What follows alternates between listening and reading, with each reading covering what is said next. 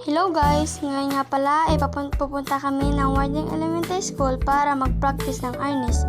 Hinihintay na nga po pala namin yung isa naming kasama bago bumiyahe.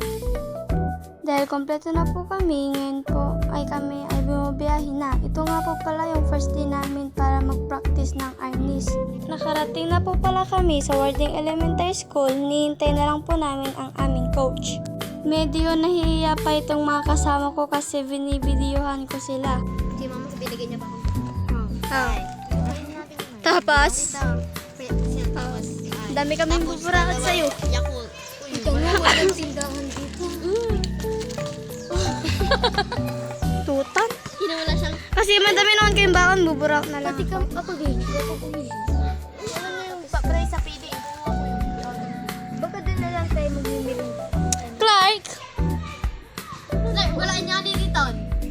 Ay, ganyan sana isusot ko. Napalis.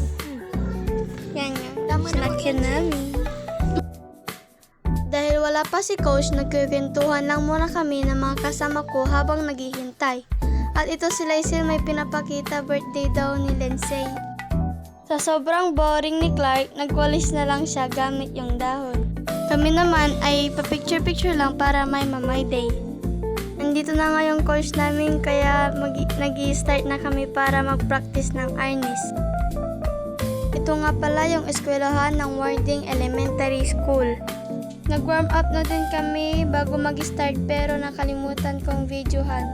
Ito nga pala yung binili ni Sir Johnny na arnis stick kasi di pa kami nakabili. Ito nga pala yung nangyari sa buong araw ko. Thanks for watching.